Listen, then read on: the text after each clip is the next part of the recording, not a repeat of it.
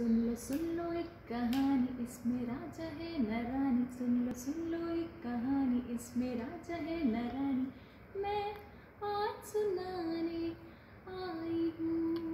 तार पतार पा तार पतारा।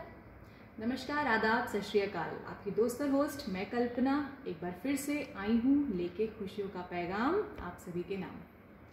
दोस्तों, हमारी पिछली मुलाकात में हमने एक ख़ास बात को आगाज़ करके उसे बीच में ही छोड़ दिया था, पर आज हम उसे अंजाम तक लेकर जाएंगे। हमने बात की थी हमारे बचपन की, हमारी कहानियों की, दादी नानी की कहानियों की, जिसके साथ हमारा बचपन बहुत ही मीठा गुजरा था। आज भी हमारे जहन में उसकी खुशनुमा यादें कहीं ना कहीं किसी कोने में, पर आज की पीढ़ी को उसको दे पाने में हम काफ़ी हद तक असफल रहे हैं। ये हमारा बहुत ही बड़ा दुर्भाग्य है। तो दोस्तों, सोचना क्या है, गुरु हो जाओ शुरू। एक बार की बात है, मेढकों ने आपस में निश्चय किया कि हम एक रेस करेंगे। फिर क्या था, एक दिन जब रेस का समय आया, वो इधर उधर देखने लगे तो देखा हर कोई शेर और चीते की तरफ देख रहा है। हर कोई सोच रहा है कि ये लोग कुछ करेंगे। मेढकों को बहुत ही ज़्यादा ग्लानि महसूस हुई। उन्होंने कहा, कोई हमारी तरफ नहीं देख रहा है, कोई बात नहीं, हम एक अनोखी रेस करेंगे और वो रेस होगी एक किले पे चढ़ने की। दोस्तों, ये अनोखी रेस के बारे में सुनकर सभी जंगल के जानवर हतप्रभ रह गए। फिर भी उन्होंने हिम्मत जुटाई और किसी तरह सोचा कि चलो हम मेढकों को चीयर अप करने चलते हैं। वो आए नियत समय पर और चीयर अप करने लगे। ओ ओ ओ ओ। सभी मेढक एक एक करके किले की दीवार पर चढ़ने लगे। किले की दीवार पर धीरे धीरे चढ़ते चढ़ते मेढक हाँफने लगे। वो थकते जा रहे थे क्योंकि किले की दीवार पर बहुत फिसलन थी कि तभी त्रुप चुप त्रुप एक एक करके काफी मेढक नीचे की तरफ गिरने लगे। ये देखकर जो दर्शक दीर्घा में बैठे लोग थे वो सोचने लगे कि कहीं इनके साथ कोई अनहोनी ना हो जाए। ओ, ये गलत है, ये नहीं होना चाहिए। उनके दिमाग में ऐसे बहुत सारे ख्याल आने लगे और वो चिल्लाने लगे, ए ए ए रुको रुको रुको, ऊपर मत जाओ, ऊपर मत जाओ, तुम जाओगे तो गिर जाओगे, अनर्थ हो जाएगा। और ये देखकर कुछ मेढक जो डर गए थे वो चुपचाप आगे पीछे देखकर पीछे खिसकने लगे। कुछ फिर भी कोशिश करने लगे और उसके बाद भी चुप गिरते रहे। पर एक मेढक ऐसा था दोस्तों जो लगातार चढ़ता रहा।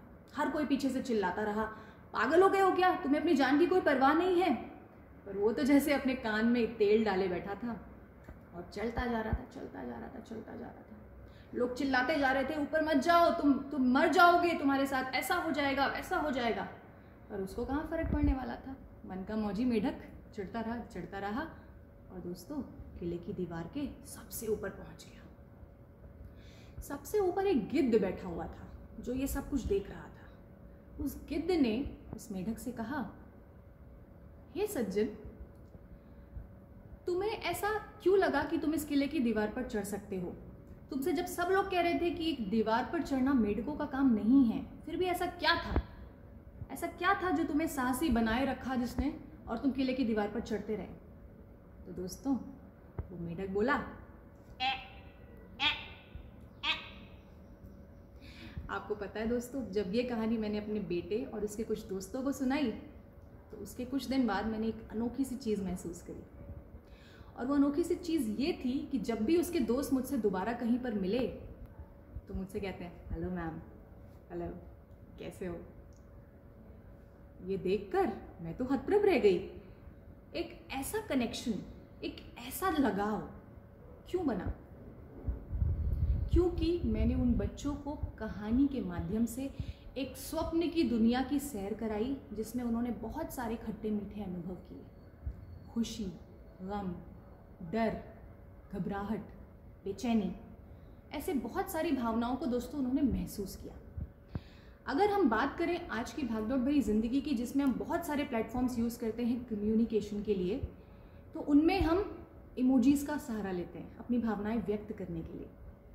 पर दोस्तों, क्या ये इमोजीज हम अपने बच्चों को समझा पाते हैं? आप में से काफ़ी मेरे साथ सहमत होंगे कि हम इन भावनाओं को सही रूप से अपने बच्चों तक नहीं पहुंचा पाते हैं। पर कहानी इतनी ताकतवर माध्यम है जिसके द्वारा हम बच्चों में इन मानवीय संवेदनाओं को समाहित कर सकते हैं, हम उन्हें उसका अंतर बता सकते हैं। तो दोस्तों, सारांश में मैं 4 पॉइंट्स आपको बताऊंगी जो कि कहानी के माध्यम से हम अपने बच्चों का विकास कर सकते हैं। पहला, बच्चों के व्यक्तित्व निर्माण में सहायक। कहानी एक ऐसा माध्यम है जिससे हम कैरेक्टर बिल्डिंग कर सकते हैं। बच्चों को ये बता सकते हैं कि किसी कैरेक्टर के इम्पॉर्टेंट बनने में कौन कौन से पहलू अहम होते हैं, कौन सी चीज़ उसको आगे ले जाती है, कौन सी चीज़ उसको नीचे ले जाती है। दूसरा पहलू, हम बच्चों को मानवीय संवेदनाओं को आत्मसात करना सिखा सकते हैं, और ये बहुत ही इम्पॉर्टेंट पॉइंट्स हैं। अगर हम बात करें आज की भागदौड़ भरी ज़िंदगी की, तो बहुत से माँ बाप को लगता है कि हम अपने बच्चों को अगर मानवीय संवेदनाएं जैसे दया, क्षमा, ममता, ये सब सिखा पाएँ तो हमने बहुत बड़ा काम कर दिया। और ये सच्चाई है, क्योंकि जैसा हम महसूस करते, ज़रूरी नहीं कि हमारे बच्चे भी वैसा महसूस कर पाएँ। हम उन्हें वो चीज़ दे पाए तो हम बहुत ही सफल माँ बाप बन सकते हैं। तो ये जो 2 पॉइंट्स हैं, व्यक्तित्व निर्माण और मानवीय संवेदनाएं, ये कहानी के माध्यम से दिन प्रतिदिन बहुत मजबूत होती हैं। तीसरा पॉइंट है सेल्फ एक्सप्रेशन। आपके मनोभाव आप दूसरे तक कैसे पहुंचा सकते हैं। तो दोस्तों, कहानी वो स्ट्रॉन्ग माध्यम है जिसके थ्रू आप अपने मन के भावों को बिना डरे, बिना सहमे एक दूसरे तक पहुंचा सकते हैं। आज मैं आपसे बात कर रही हूँ, मैं भी अपने मनोभावों को आपके साथ साझा कर रही हूँ। तो ये एक दूसरे के साथ कम्युनिकेट कर पाना, जिसमें जो मैं कहना चाहती हूँ वो आप समझ पाएँ, या जो आप सुनना चाहते हैं वो मैं बोल पाऊँ, ये कनेक्शन जो कि 2 वे प्रोसेस है, ये डेवलप कर पाना। चौथा पॉइंट, जो कि आप सभी जानते ही हैं, बचपन से हमें पढ़ाया गया है कि कहानी से बच्चों में चारित्रिक और नैतिक मूल्यों का विकास होता है। आप सभी मेरे साथ अग्री करेंगे कि हाँ, होता है। पर ये जो 3 पॉइंट्स थे इसके ऊपर वाले, इसके बारे में हमने कभी नहीं पढ़ा, कभी नहीं सुना। तो दोस्तों, ये 3 पॉइंट्स पर, 3 बिंदुओं पर अगर हम काम करेंगे तो हम बहुत ही सक्सेसफुल पेरेंट्स हो सकते हैं। आपने कई बार सुना होगा कि लोग कहते हैं कि फला बच्चे के जो माँ बाप हैं वो तो बहुत ही नेक दिल हैं, बहुत ही अच्छे हैं, फिर ये बच्चा कैसे ढीठ हो गया। दोस्तों, उसमें बच्चों के अच्छे या बुरे बनने में माँ बाप का बहुत अहम रोल होता है। हम सब इस चीज़ को मानते हैं, पर क्या हम जागरूकता और अवलोकन 2 चीज़ें कर पाते हैं? मैं आपको और डिटेल में समझाना चाहूँगी। क्या हम जागरूक हैं, हमारा बच्चा आजकल क्या देख रहा है, क्या कर रहा है, हम उसकी छोटी छोटी चीज़ों में ऑब्जर्वेशन ला पाते हैं? मैं उदाहरण से समझाना चाहूँगी। आजकल लॉकडाउन का दौर चल रहा है, जिसमें हम सभी पेरेंट्स अपना खाली समय वेब सीरीज़, सीरियल्स या मूवीज़ देख के काटते हैं। खाली समय में हम ये सब करते हैं, और कई बार बच्चा हमारे साथ बैठा होता है और ये सारी चीज़ें देख रहा होता है।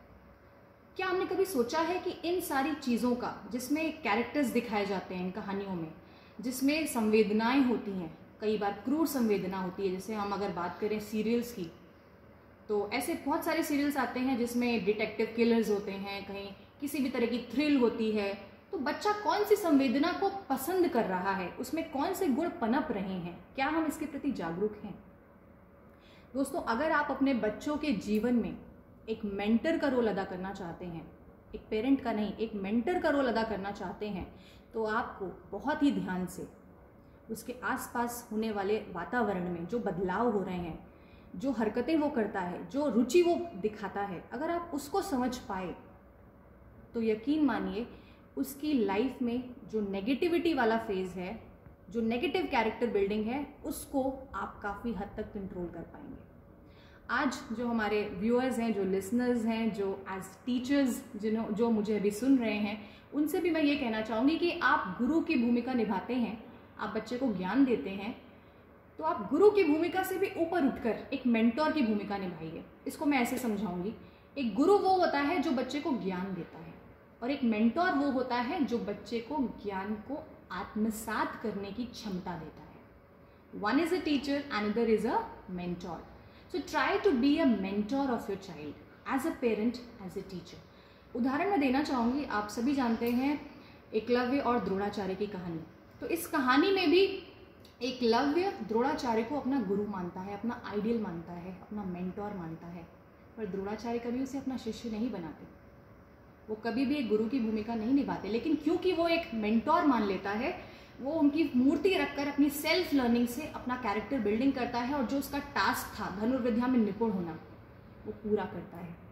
तो दोस्तों, अगर हम अपने बच्चों के साथ एक मेंटोर की भूमिका निभाएंगे तो उनके गलत रास्ते पर जाने के चांसेस सबसे कम हो जाएंगे। तो इसी के साथ मैं आज के इस छोटे से सेशन को ख़त्म करूंगी और आप लोगों के सुझावों का इंतज़ार रहेगा। Till then, take care, stay safe, be happy, enjoy your day. Thank you so very much for listening.